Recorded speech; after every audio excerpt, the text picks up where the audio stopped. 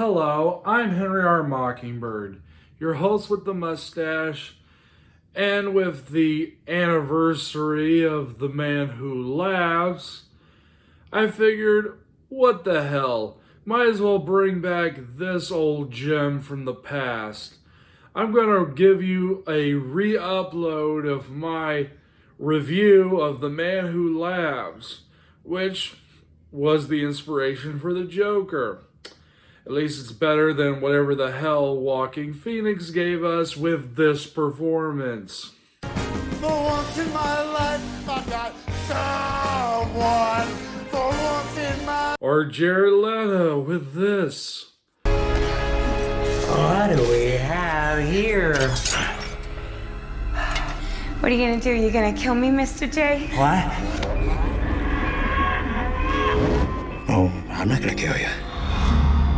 I'm just gonna hurt you. Really, really bad. Ooh, the cringe. I can't take it. You know what? Joking aside, let's get to the actual episode.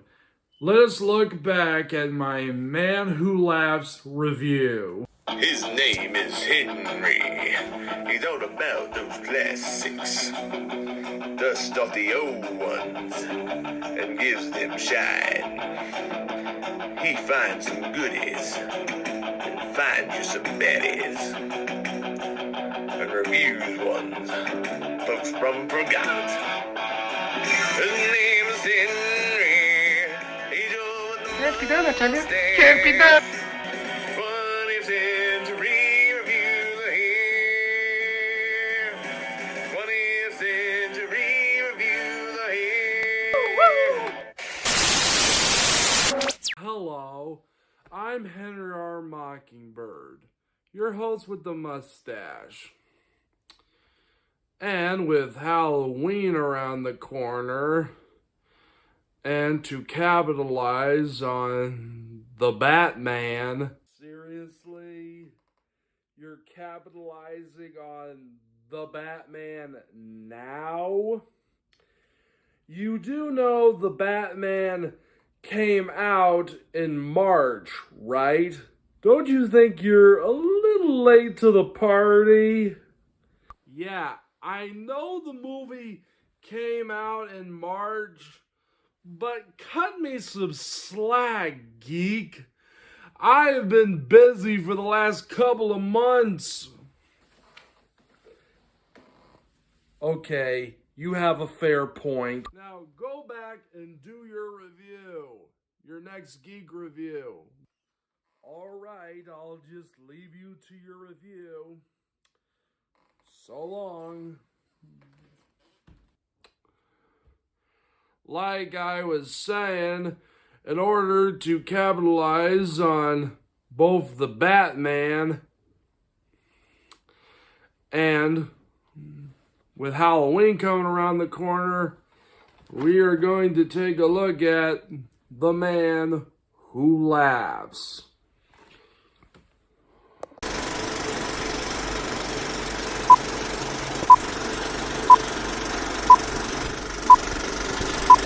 The film is about Gwynplaine, who is disfigured as a child and becomes a freak show attraction for a circus and a royal pawn. So what do I think? Well, I'll tell you. Well, I like it. Let's talk about the characters. First, there's Gwynplaine, who, when you really break it down, he's a sad misfit.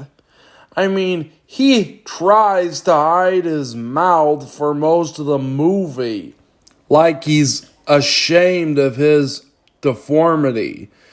And I don't blame him for doing so.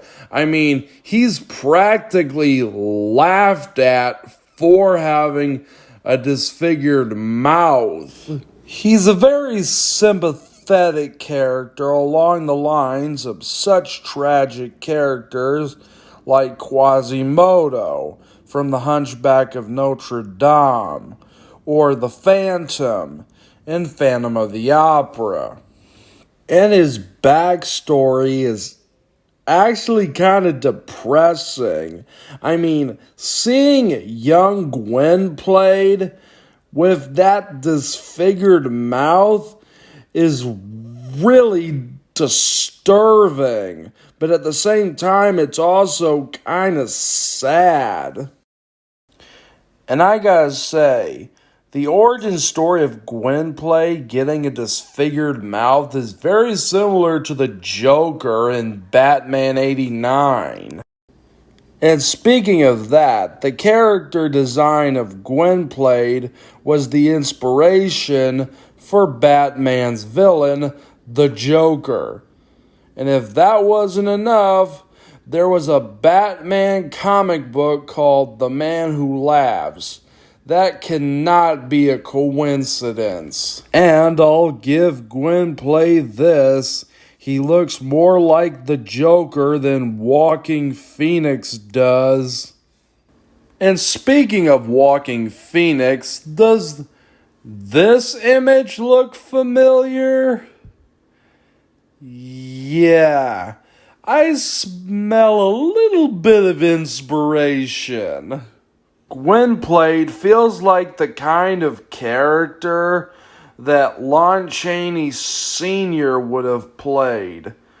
And it's funny that I say that because he was originally casted to play Gwynplaine. The makeup for Gwynplaine was done by Jack Pierce, who Universal thought he did such a good job on Gwynplaine that he actually became the head of Universal's makeup department. Of course, this would lead him to doing the makeup for such characters as Frankenstein, the Mummy, and the Wolfman. Gwynplaine is played by Conrad Veidt, who had just came off of playing the Sleepwalker in the Cabinet of Dr. Caligari. Now let's talk about Gwynplaine's love interest, Dia, and her relationship with Gwynplaine.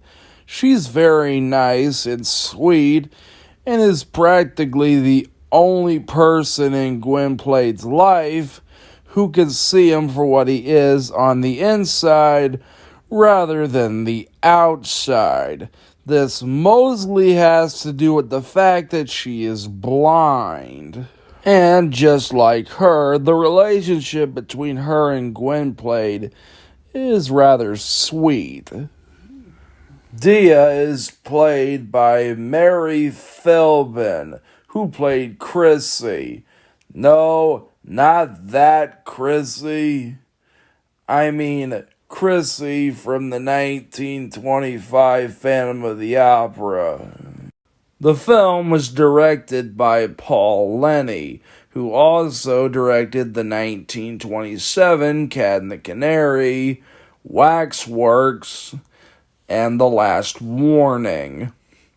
The film itself was based on a book by the same name by Victor Hugo, who also wrote a little-known book called The Hunchback of Notre Dame.